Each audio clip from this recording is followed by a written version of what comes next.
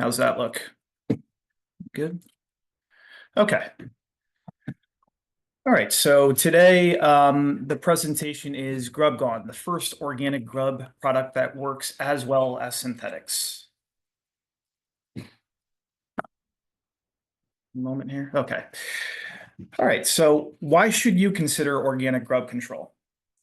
So Turf Magazine, the leading publication in the green industry, featured this article last year, which discusses the nationwide neonic bans.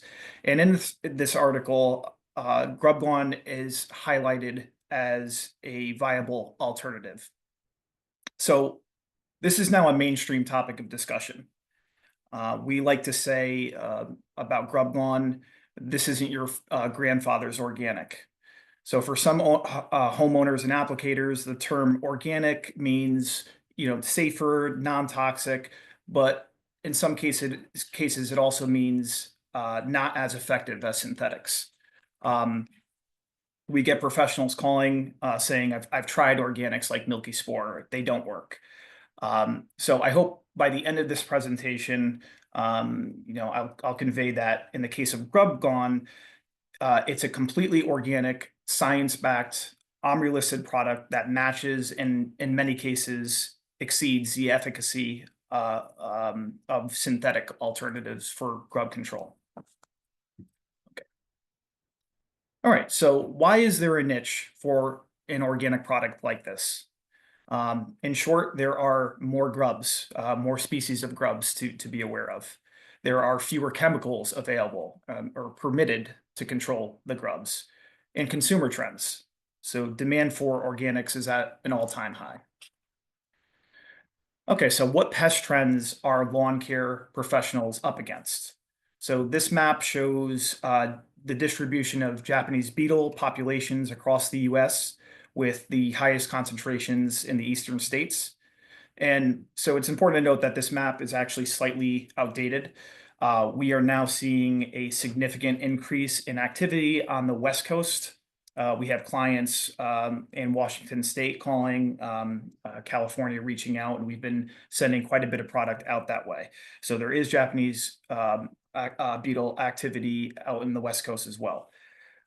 So the impact spans across ornamentals, edible crops, trees, fruit trees, and here is a list, just some examples of crops and plants that are commonly affected by Japanese beetles. These are a food source for them, and they can be quite devastating. So it's not just Japanese beetles that we need to be aware of. Pest trends are evolving beyond the Japanese beetle. There's more and more damage to turf every year. That's partly due to higher and more diverse beetle populations. So you could see the map on the left there. It highlights the activity of Oriental and Asiatic beetles, which are now the most dominant species in the Northeast, our area of the country. So yeah, parts of the country have higher populations of species other than Japanese beetle grubs. The map there on the left shows a distribution of mass chafers in different regions of the country. So it really is an issue really everywhere in the country. Standard organics do not control many species of grubs besides Japanese beetles, Milky Spore being the primary example there. And we'll get into that more shortly. Chemical resistance is found to some chemicals. So Oriental beetle grubs, for example, are building a resistance to imidacloprid. Okay, and more on that later too. So what is the economic impact of grub damage? This is a report from Yukon from 2013. White grubs are the most damaging group of turf grass insect pests in our region. So they are the #1 culprit of turf damage. It's what most lawn care professionals are dealing with. They cause harm to root systems, they weaken turf, and this leads to costly repairs. So according to a Department of Agricultural report from 2000, about $156 million is spent in the US annually renovating or replacing damaged turf or ornamental plants. Okay, so and the economic burden extends just beyond homeowner lawn care. We're talking about parks, commercial properties, things like that. And that same report from 2000 estimates that $500 million is spent every year to control the grubs in adults. And a lot of that budget is dedicated to preventing, mitigating damage that's already occurred, and just managing populations. So these numbers are only for the Japanese beetle. So the total white grubs, again, I'll refer to the maps that I presented before. We have Asiatic Oriental beetles, beetle grubs to be aware of now, mass chafers. So the total white grub and adult beetle damage is likely in the billions. And this is a report that came out 25 years ago, so the economic impact is likely much higher. Okay, so how will the expansion of synthetic pesticide bans, neonic bans, across the US impact your pest management strategy? Okay, so pesticides are now being banned nationally, so the EPA is cracking down. States like New Jersey, New York, and Connecticut are now banning pesticides or considering banning pesticides in areas such as school grounds, daycare centers, and municipal playgrounds. So these are just some excerpts from newspapers and articles discussing the EPA bans in states like Connecticut and New Jersey. Municipalities are now implementing their own bans as well. So yeah, this is happening at the federal level, the state level, and now the town level. Suffolk County being New York being an example, and they are banning neonics in public spaces like parks. So more areas are now exempting organic products from bans. So instead of using neonics, organic products are now becoming the viable option. Okay, so this slide is just about the New Jersey neonic ban. This is already in effect. In New Jersey, neonics are classified as restricted use pesticides. Only certified pesticide applicators with valid New Jersey licenses can apply them. It prohibits use of neonics in home gardens, landscapes, golf courses, pretty much all non-ag areas. And this slide here is just focusing on the ban, the neonic ban in New York State. So this was passed in 2023. It's a landmark piece of legislation. It's called the Birds and Bees Protection Act. So the new law aims to protect pollinators by prohibiting the use of neonics. So it bans several widely used neonics, which are linked to the decline of pollinator populations. So it prohibits the use of lawn products in residential areas and public spaces, prohibits the sale of seeds treated with neonics, including those for corn, wheat, and soybeans. So this is actually, this won't take full effect until 2027. All right, so here are some other states that are either banning or considering banning neonics. So, we talked about New York and New Jersey. Connecticut is considering, and while Connecticut hasn't fully banned neonics, it's taken steps towards restricting their use in certain contexts. It restricts use in state-managed properties like parks, for instance. Okay, and here is a longer list of states that are implementing the bans or considering implementing the bans. So neonics and other synthetic pesticide bans are rapidly expanding across the country. So if you live or work in an area that hasn't enforced these restrictions, it's really only a matter of time. So how are consumer trends and growing environmental concerns creating a niche for organic pest control? Okay, so there's a tailwind of demand for organic products now. Okay, so growing concerns from your clients about the environment. People are generally more aware of the environmental impact of their choices. It influences their purchasing decisions, excuse me. So, Joe refers to this as a type of like trickle up economics, where your clients are now telling you what they want applied in their lawns, and companies are now motivated to adapt to the needs of their client base. There's more news on pollinators and pesticides. Okay, so news stories and research is now being disseminated online more and more. It continues to highlight the damaging effects of pesticides and potential toxicities of synthetics. Okay, and the next generation is even more concerned about the environment and sustainability. I could speak. I'm 35 years old. My generation, they're now becoming homeowners. These are going to be your new clients, and generally speaking, we're more vocal about sustainability and environmental responsibility, and certainly the younger generation, Gen Z, is even more so. So yeah, people of that generation, they want brands and that align more with their values, or products that align more with their values. Okay, so this is a 2020 forecast from Business Wire, which predicts the growth potential of the organic landscaping and gardening service market from 2021 through 2025. So the forecast predicted significant growth, okay, at an annual rate of 6%. That's the compound annual growth rate. And the projected growth by 2025 was it was going to be a $79 billion industry. Okay, and note that this is just the retail market. Okay, and as we mentioned before, consumer demand is the biggest driving force for these numbers. Okay, and this is a forecast that was released in 2020. So this was before the most of the neonic bans. This is before the Bayer Roundup lawsuit, which they lost, and that was a highly publicized news story that really changed the industry.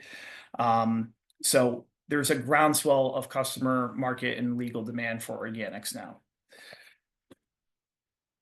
So what are your options for grub and beetle control as an applicator in states like New York, Connecticut, New Jersey, now that these neonic bans are being implemented? Okay, so first let's talk about the product landscape for grub control. What are the synthetic options that are out there, some of which are being banned? Okay, so the synthetic chemical options include neonics, organophosphates, pyrethroids, anthrillic diamide, chlorantraniliprole. The commercial name for that is acelepryn or Grubex, which many of us are familiar with. So no doubt, synthetics are highly effective. I think that's something that we all know. They certainly work for the purpose of killing pests, but there's huge drawbacks. There are potential toxicities to people, animals, beneficial insects, pollinators such as honeybees. That's a major issue, especially referring back to the New York ban, the Birds and Bees Protection Act. Pollinators, we don't want to harm them, and that is a potential, and many of these synthetics do. There's a growing limitations for neonics like imidacloprid.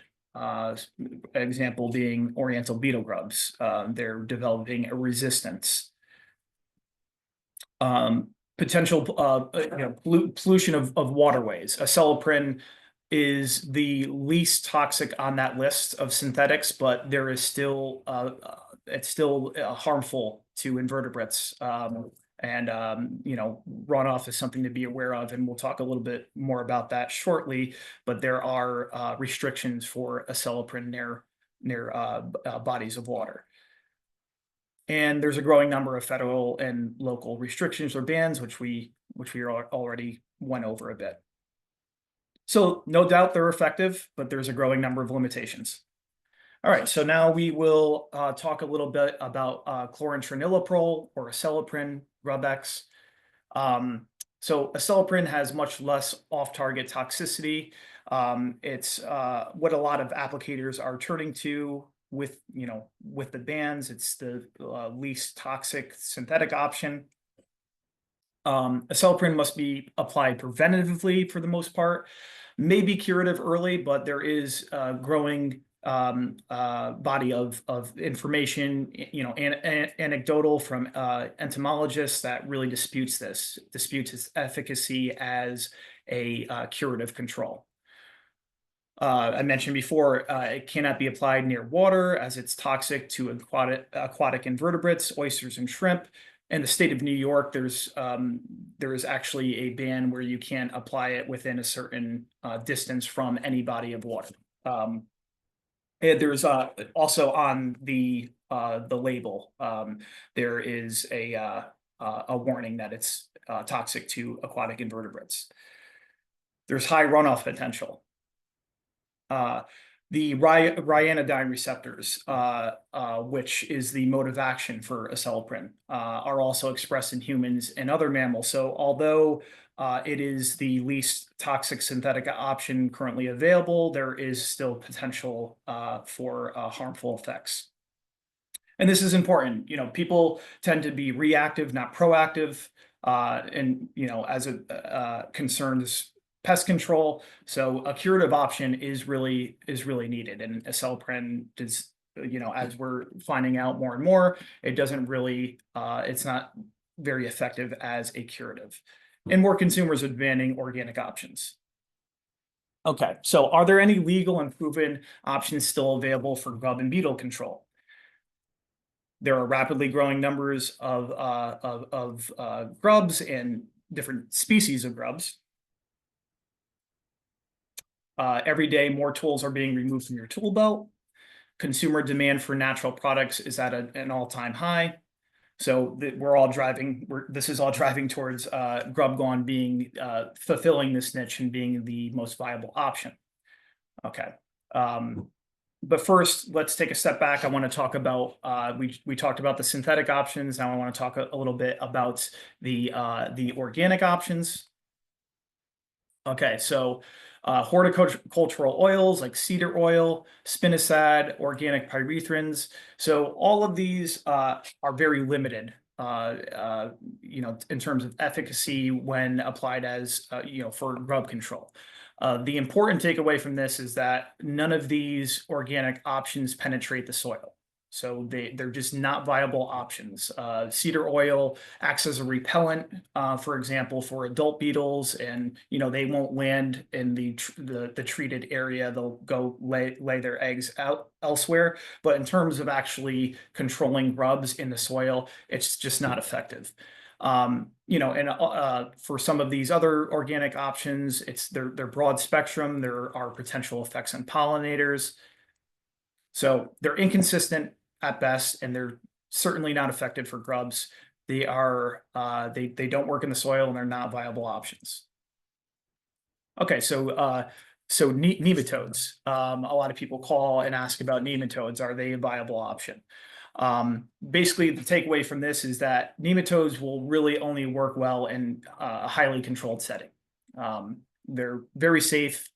I think we all know that. They need constant grubs to divide and survive and really do their job. And that's rarely the case in the summer without irrigation. They're also UV sensitive and cannot be applied in direct sunlight. What landscaper wants to be in someone's lawn after the sun goes down, and what client wants a landscaper in their lawn? It's not very practical. The shelf life for nematodes is very short, a couple weeks at most. They must be refrigerated, whereas Grub Gone, and we'll talk about this later, but the shelf life is at least 3 years. Nematodes are dependent on soil temps, and they need constant moisture.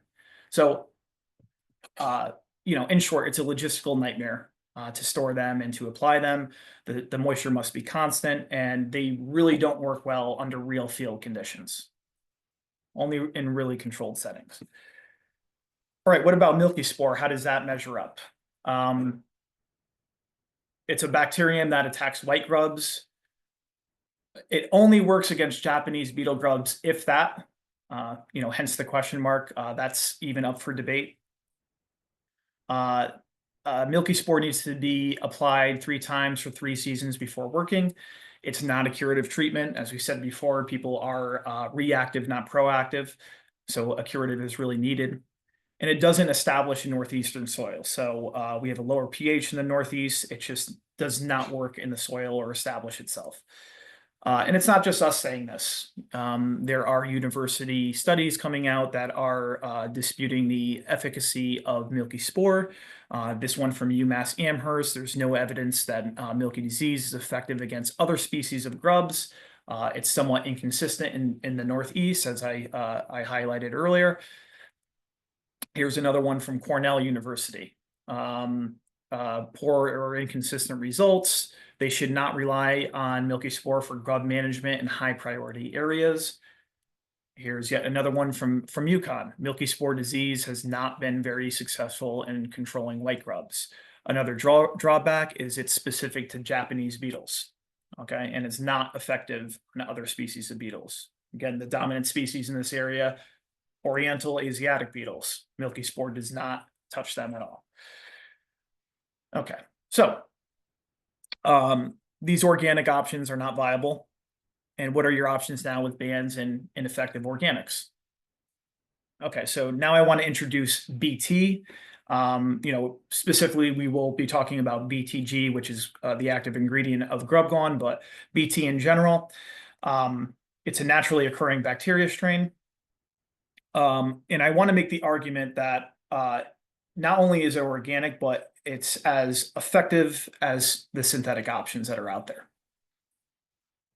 Okay, and so it's a biological, and for many, this will be a brand new concept.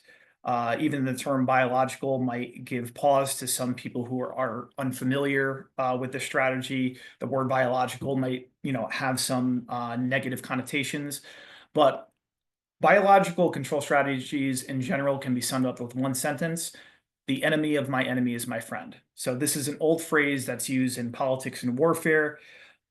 Basically, their nature already has a natural defense system in place. So fungi, bacteria, nematodes, viruses that are already present in the soil are enemies to the beetle grub.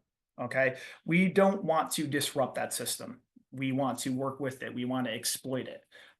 So the beneficial organisms that are already in the soil that are enemies to the beetle grubs. We don't want to apply anything that's going to kill those off. We want to work with them. Okay. All right. So what are BTs? What is the history? BT stands for Bacillus thuringiensis. They act as a natural insecticide. This bacteria was first isolated a century and a quarter ago from diseased silkworms. BT belongs to a large genus of bacteria called Bacillus. There are currently 82 distinct BT strains described. This is actually slightly outdated at this point. There are probably hundreds, if not thousands, more distinct BT strains. And BT can be found in soils almost everywhere. We have all been exposed to BT. Unless you've never come into contact with soil, everyone has been exposed to BT to some degree. So it continues to grow as a commercially important biological insecticide. It's been around for over a century. During that time, synthetics have come and gone. A lot of them have turned out to be quite harmful, and BT continues to be a viable option. And they're toxins that we call them silver bullets. They target a very specific species of insects. So one type of BT will kill a family, but have absolutely no activity against another. Okay, so how do BTs work? What is the mechanism of action? And why do we refer to them as silver bullets? So Bacillus thuringiensis strains produce proteins that are called cryoproteins, which are natural insecticides. So in the case of BTG, the active ingredient of Grubgone, the strain produces a cry-8 protein. Okay, so what happens is when a grub ingests BT, the protein is activated in the gut of the insect where they bind to specific receptors. So we liken this to a lock and key. Um, and in this case, the lock is the receptor in the gut of the insect, and the protein is the key. When it unlocks or activates, it begins this process of essentially killing off the beetle. So it solubilizes, causes pores in the gut of the insect. This causes, excuse me, causes cessation of feeding, starvation, septicemia, and eventually death. Okay, so silver bullet BT products have been used safely and successfully for years. And again, I want to drive the point home that they are highly specific. So the cry8 protein that is produced by BTG will kill white grubs, but would not bind to a receptor in a caterpillar, for instance. So it's like a custom key. Okay, so other types of BT strains. BTI is particularly effective against true flies, pests like mosquitoes, fungus gnats, black flies. Another species, BTK, BT Kirstaki, targets caterpillars and destructive pests like gypsy moths and armyworms. So some common products. BTI, we have mosquito beater, mosquito dunks, and BTK. A lot of professionals who are here today probably are familiar with Dipel Pro and Dipel Dust. Monterey BT is certainly popular on the retail side of things. So up until now, there was not a BT product that was effective against white grubs. So BTG is really what we're focused on today. It is the active ingredient of Grub Gone. So BTG stands for Bacillus thuringiensis galleria. It was isolated in 2003. It produces the protein that I mentioned before. It's called the cry8 protein, which is toxic specifically to scarab beetles. So it was isolated and produced for testing. It was first tested in a peanut field for chafer control, and found to have significantly better control than untreated plots. So BTG was eventually commercialized by Phylum Bioproducts and is now known commercially as Grub Gone and Beetle Gone. Okay, so BTG effective against all white grub species, and it will not harm beneficial insects. So let's look at the full spectrum of control for BTG. As you can see, any beetle or beetle grub in the scarab family it's toxic to these species. So Asiatic, Oriental beetles, Japanese beetles, of course, chafers. We could, think back to the map that I presented earlier. That's an issue that affects different regions of the country. Annual bluegrass weevil is a big one for anyone who works managing turf on a golf course. That is the number one pest that golf courses have to deal with. In addition to that, so it's especially for cool season turf grass areas, they leave patchy dead areas and greens and fairways. In addition to chafers and weevils, some borers are also affected by BTG. So there's a pretty broad range of control here. Okay, so this is a side-by-side comparison, Grub Gone compared to Milky Spore. Okay, so does Milky Spore control Japanese beetles? Yes, question mark, because again, even that is up for debate. Grub Gone, of course, it controls Japanese beetles. Oriental and Asiatic beetle grubs, again, the dominant species now in our area of the country, in the Northeast. Grub Gone controls both. Milky Spore does not. European chafer grub, Grub Gone controls those. Milky Spore does not. And what about adult beetles? So I'll go into more detail about this shortly, but beetle gone is what most applicators use to control adult beetles. That is a wettable powder. We'll refer to it as the liquid version, and so that is a valuable option for controlling adult beetles. So yes, grub gone, or in this case, beetle gone works. Milky spore, there is no control for adult beetles. Applications per season, you only need one with grub gone, just one application. Milky spore, you need three. Grub gone works in the season of application, and milky spore does not. Grub gone, both grub gone and milky spore work preventatively, but with milky spore, it's not until 3 years later. Curatively, people are reactive, not proactive. You need a curative. Okay, grub gone works very well for that. Milky spore does not. And the shelf life, grub gone was tested out 3 years, and there's no indication that it will lose efficacy beyond that time. Milky spore, we really don't know the shelf life. Here's a report from the Xersei Society. Oh, excuse me, I'm jumping a little ahead. So these are the beneficial insects that are present in the soil. These are again, the enemy of my enemy is my friend. We don't want to harm any of these beneficial insects. So I'm just going to name them here. Ladybird beetle, ladybugs are not affected by BTG. Okay, so this just goes to show you how much of a silver bullet this product actually is. It's not going to harm even other beetles, only beetles and beetle grubs in the scarab family. Honeybees, of course, are unaffected. That's a major issue.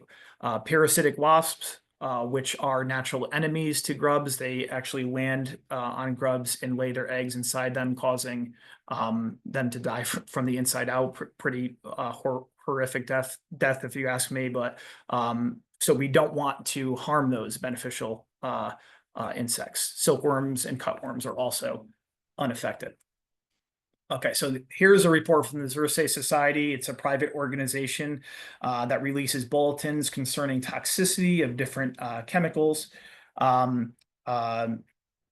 So you can see here, BT is considered non-toxic for all of the pollinators and beneficial insects that I just listed, even compared to some other organic options on this list, like insecticidal soap. For instance, even insecticidal soap is considered highly toxic. So we're dealing with a very effective silver bullet option that's completely non-toxic to these beneficials. Okay. It's exempted on school grounds in Connecticut. So microbial pesticides in Connecticut are exempted. You can use them. Not quite sure about how other states are dealing with that, but certainly in Connecticut, there are organic exemptions, especially for this product. Okay. And here is Turf Magazine again, a report from Rich Cowles at the CT Ag Station, basically highlighting the efficacy of grub gone compared to acelepryn. And basically what he's saying here is that you're getting really a double whammy by using the grub gone. So not only are you introducing BTG into the soil, but you're not harming any of those beneficial organisms that I mentioned earlier. So, and it's not just for organic applicators anymore. So whether you're working on a hybrid program or you have you use mostly synthetics, BTG is still a viable option for you.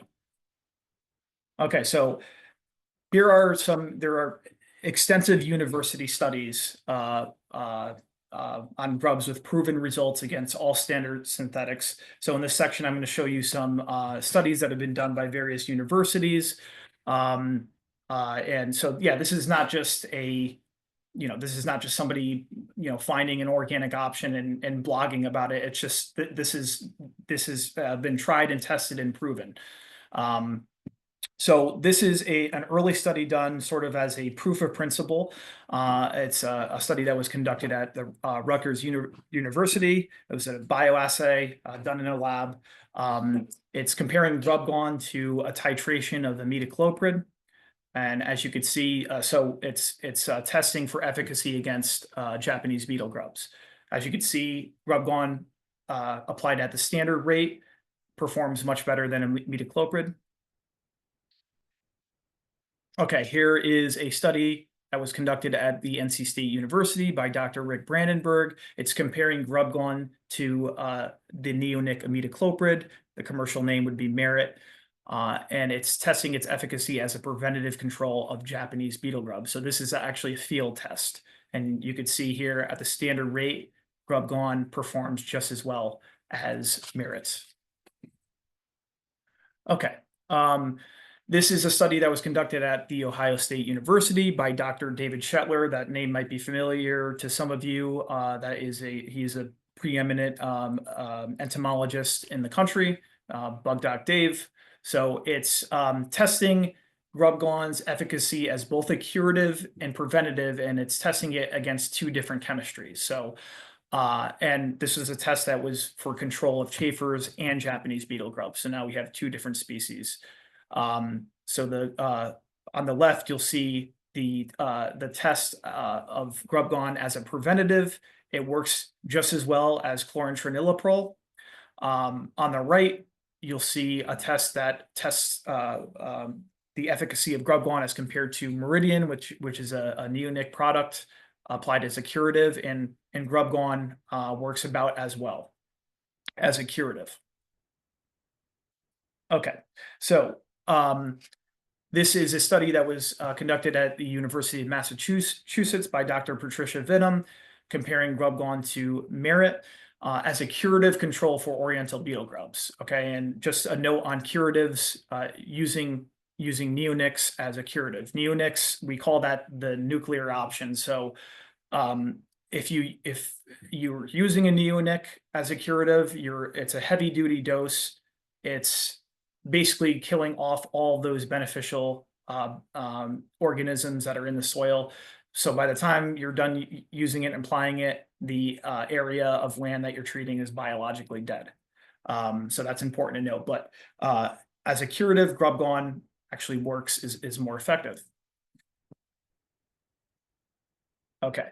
Another study done at the NC State University by Dr. Rick Brandenburg, comparing Grubgon to another neonic. The product's called Arena. As a curative control for Japanese beetles, it works just as well. Another study done by Bug Doc Dave at the Ohio State University, a curative control of chafers and Japanese beetles. Grubgon works about as well as Merit, and again, neonics used as a curative. That's the nuclear option. So you're killing off all the biology there. Okay, and so this is a good graph that kind of sums up really this section. It's Grubgon compared to three different chemistries here, which are often used or popular amongst applicators: Dialox, Bayer, and Scott's GrubX. And it's testing Grubgon's efficacy as a curative control for chafers.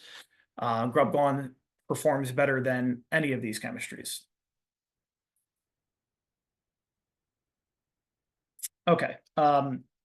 This is a study done at the University of Nebraska, by Dr. Fred Baxendale. Grubgon compared to Dialox, which is an organophosphate. Curative at the third instar stage of chafers. Third instar being, the grub is, big and juicy, also like very difficult to control. Grubgon performs very well, exceeds the efficacy of Dialox. So that's what we call a rescue treatment, as it's the late larval stage of the grub. Cornell University study comparing, now we're talking about Beetlegon, which is again the liquid version of Grubgon, and we'll explain more on that in a second. But it holds up to Talstar, which is a biphenethrin, as a curative. So Beetlegon, the liquid version, is also very effective as compared to a synthetic. Here's a study done at the Pennsylvania State University by Dr. Ben McGraw. again, Beetle Gone, which is the liquid version of Grub Gone, compared to bifenethrin again for control of annual bluegrass weevils. Again, that's an important, the number one pest on golf courses. So this is a viable option for anybody who manages the turf on a golf course. Another study done by Bug Doc Dave at the Ohio State University, testing Grub Gone's efficacy as a curative for annual bluegrass weevils. Grub Gone outperforms Aloft, which is another pyrethroid. Okay, and another study from the Ohio State, Grub Gone compared to another pyrethroid performs about as well against annual bluegrass weevils, the second generation, which is notoriously more difficult to control. Okay. And this is just a both Grub Gone, which is the granular, and Beetle Gone, which is the liquid, testing their efficacy as a curative control for annual bluegrass weevils.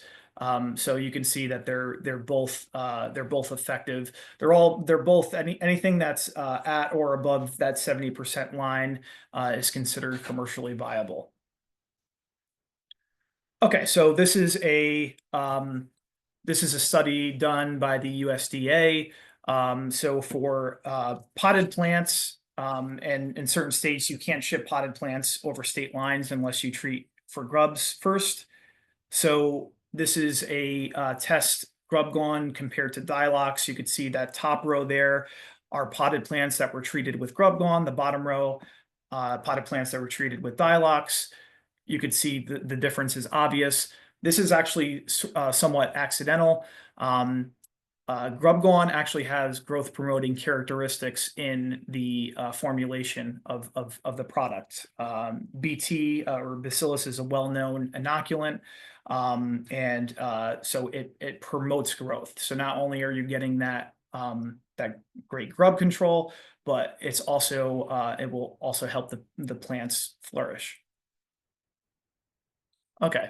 And this is, a picture is worth a thousand words. This is a local applicator who applied Grub Gone to his lawn, and he actually ran out of the product in this one particular area. So we're seeing it, brown patches and quite unsightly, but you can see the difference. So everything outside of that red circle has been treated. You see a nice lush lawn. Within that circle is the untreated plot. It's you can see unsightly brown patches everywhere. Okay, so we've just gone through extensive university studies. These are proven results against standard synthetics. Most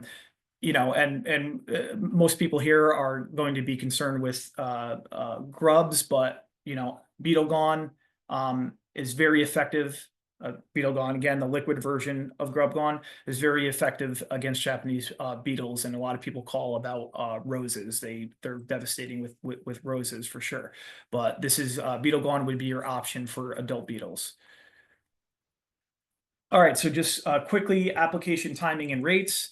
When do we put Grub Gone down? When do we use this product? We tell applicators that the optimal timing would be late summer to early fall. That would be the once per year application, and it works for all stages, the first through instar stages of the grub. That would be the preventative. It's also effective in the spring.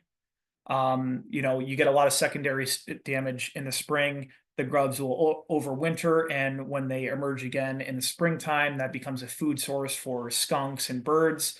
So you get that secondary damage. And during the springtime, you could put it down as a curative and it will work for that. But if you do apply it, if this is your first year using the product, if you apply it in the spring, you will definitely need to apply it once again in that late summer, early fall time window. Okay, so it really is a once a year preventative. It can be used as a curative again in the spring. Beetle Gone, a lot of people use that in the summer too. They spray that on the leaves if adult beetles are present and feeding on the leaves of plants. So we already described you have a granular option and you have a wettable powder option. So Grub Gone and Beetle Gone. They're the same active ingredient. They're equally as effective, and they're both formulations are shelf stable for at least 3 years. Okay, so you have options. A lot of professionals out there will be using Z sprayers for large properties, large areas.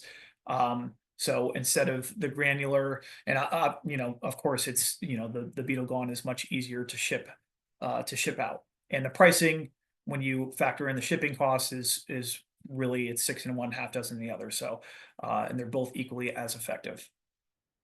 So here are the application rates, really quick.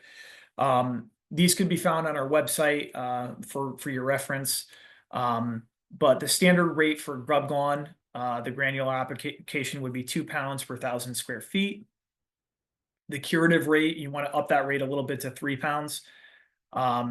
So we have small bags, 10-pound bags. That's really retail version, and then the 40-pound bags, which two 40-pound bags will cover an acre. For Beetle Gone, the liquid application, it's a 1/4 pound per 1,000 square feet, so that's about 1 or 2 ounces per gallon of water. And we have different size options here, 1, 2, and 5-pound bags. Excuse me. And so for the liquid application, the Beetle Gone, you want to apply that every 7 to 10 days during the season, and you could apply it as soon as the grubs are active, and for as long as the grubs are active. Okay, we already went over most of this, so 7 to 10 days between application. You can use, there is a sticker in the formulation of Beetle Gone, but to enhance the effectiveness, you can add a sticker such as New Film, and you can use it as a soil drench for potted plants. Okay, so the pricing for Grub Gone and Beetle Gone is really competitive with a Celloprint. Okay, so in summary, just quickly, more tools are being taken out of your tool belt every day with the pesticide bans. Your clients are demanding natural organic products. So these organic products like Grub Gone, they're new tools that you can add back into your belt. Your employees, of course, are happier applying safer products. They're with organic programs, there are less inputs and labor, easier maintenance. And organics are no longer a compromise. So we no longer have to compromise efficacy. So I hope through like all these studies that I've presented today, you will understand that they are just as effective as these synthetic options that many have been using for years. So we're not compromising efficacy at all. So it just makes sense for your clients, employees, the environment, and your job or business. Okay. So there's really no comparison with other organics. Grub Gone is the most viable option. Similar or better efficacy, as I pointed out, with synthetics. It's competitive pricing with the Celloprint. It works as both a curative and a preventative. Works against all grub stages. Can be applied. You have the option for granular or liquid. It's backed by extensive university studies and field trials. There's no adverse effects on aquatic organisms, can be used near water, no toxicities against beneficials. It's also OMRI listed. A lot of people want to see that. That's very important. No off-target effects. It's shelf stable. It's exempt from pesticide bans in Connecticut. There's no other viable alternative. So there's no comparison. And it's a silver bullet. Okay, so anyways, I hope today I was able to convince you that Grub Gone and Beetle Gone is a viable option for whatever program that you're currently using. And we will have a Q&A session later at 12:15. I'd be happy to answer any questions you might have. Joe is also here. He can also answer questions about this product. We've been working with it for quite a long time. So thank you all, and I will now turn the floor over to Joe. Great job, Vin. That was a great talk. I would say almost as good as you play guitar, but not quite. Almost. And that's Thank you. the presentation. So really good. Thank you. So if anybody has questions, we're still having problems with the chat. We apologize. We don't know what's going on, but ask any questions right now. We have a few minutes before we're going to introduce Steve. So please go into the Q&A, ask any questions on Vin's presentation. Art has a question about how fast does GrubGone work for curative? It looks like Vin went off. I'll answer that then. So Art, basically what happens is when you apply the product, you do have to water it in. That is critical. You want it watered in within about a week or two. It's UV sensitive. So after about a week or two, you start to lose some of the efficacy of the product. It starts to break down. You just don't know where you're going to be. Once it's watered in, as soon as the grubs ingest it, it's not a surface killer. As soon as they ingest it, what it does is poke a hole in their stomach and they stop feeding. So they actually stop feeding within a couple hours. And but it will take them about a week to die. What you'll see is they'll turn from that like milky white to a dark color. So if you dig them up, you'll start to see them turning dark. And nobody ever wants anything to suffer, but when I tell people they die a slow and painful death, they usually don't mind with the grubs. So does that answer your question? I hope so. So Jason had a question. Does GrubGone have to be applied every 7 to 10 days? No, Jason. If you apply starting about mid-July, about mid to late July versus mid-August, late August, it depends on the season, the moisture. That's a once-a-year application. So that would be the preventative application. And then you can prevent it curatively once the grubs are there. You can prevent it, add it curatively in the fall, even in the spring when the animals are digging up the yard, it will still kill. Only merit at a very high rate does that. Acelepryn doesn't. That's actually a huge selling point and a big thing about the GrubGone. So once a year, if you apply it in the summer or fall, if you apply in the spring, the only issue is the product's only active in the soil for 3 months, which covers the entire season if you do it in the fall. If you do it in the spring, it won't be around when the new cycle starts again in July. So if you do spring applications the first year, you will have to do the summer or fall application. After that, it's a once a year. So if you do in the summer, fall once a year, if you do in the spring, you will have to do the fall just that first season, and then it becomes a once a season application. So that's it, not 7 to 10 days. So Peter House, my friend, can GrubGone be used in a vegetable garden? Absolutely. We also have the sister product BeetleGone, which is the wettable powder. You can use them interchangeably for grubs. Like Vince said, it's 6-1, half dozen the other in terms of grubs. The advantage of the BeetleGone is it's a 2-in-1. You can also spray that on the plants. When the adult beetles come, basil, they love the roses, they love grapes, they'll eat fruit trees. So what people do with the GrubGone is, like in a small garden, you could just take it with your hand and spread it by hand, or you can get one of those hand spreaders that you go like that, but it's perfectly safe for a vegetable garden. It's a natural bacterium. It's OMRI listed. You could also use the BeetleGone wettable powder. Peter also asked, can the stored product be frozen?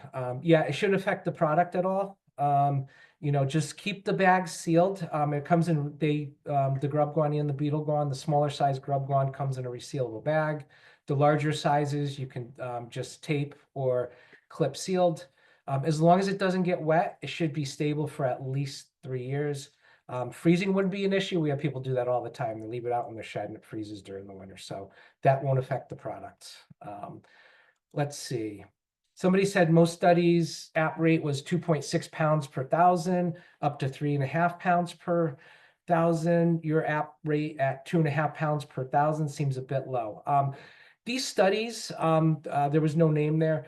These studies were done to check different rates. So these are some of the initial studies when they came up on the rate. So, if you look at some of those curves, in a lot of those cases, there's not a big difference. There is a study where the 2 pound was tested and it was good as 2.5. So we came down Preventatively, you want to use the product at 2 pounds per thousand. That's fine.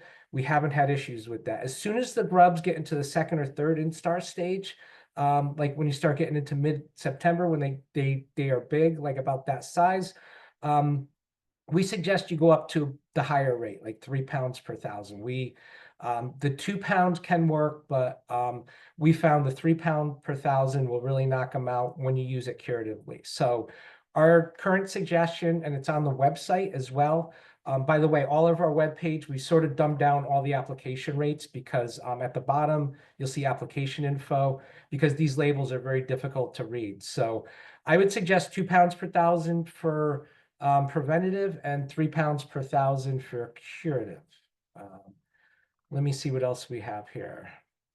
Can you remind us of the minimum soil temps for spring application? Jeff Korjulak, another friend of ours. Jeff and everybody, really anytime the grubs are active and feeding, you can apply it. You know, probably high 40s to about 50 degrees is when you want to see it. You know, we've seen them probably between 45 and 50. We've seen active grubs. So anywhere, as long as they're actively feeding, you can use it. People use it in March. Really, the indication in the spring coming up in a few weeks here is the animals digging up the yard. Tremendous amount of damage they can do. Matthew says, can they impregnate grubgone on a prill? So grubgone is actually a very nice prill. It's on a ceramic prill. So that's actually what they did for the grubgone. The beetle gone is a wettable powder. You could use that for grubs if liquid applications are easier for you. You can also use that for the adult beetles. So there's a wettable powder, and in grubgone and beetle gone, the grubgone is in fact a prill. So. Oh, Matthew says, I mean fertilizer, sorry. So Matthew, yeah, that's a good question. So like acelepryn and the Neonics and a lot of other your synthetic chemicals, they are impregnated with a fertilizer. Grubgone, the manufacturer Phylum, is actually working on that. We're hoping we may have something this spring. I'm not sure yet. I haven't heard for sure, but they are actually working on making this on a fertilizer, and it would be a 2-in-1 that way. And so hopefully, you know, we'll have news on that. We'll send out a newsletter when it happens.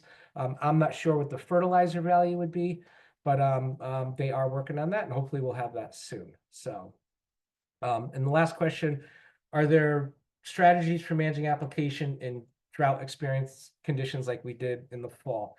No, usually if we're in the drought, like 2 years ago was an extreme drought, don't apply the product if you don't have irrigation, wait till it rains. Usually if it's that dry, the grubs hatch late. They're not going to dry. What we saw 2 years ago was the grubs hatch later in the season, like in September. So I would just hold off. That's why we give a large range. Just like the chemicals have to be watered in as well. It's the same thing. So we give a wide range for that reason, because it does need to be watered in. So any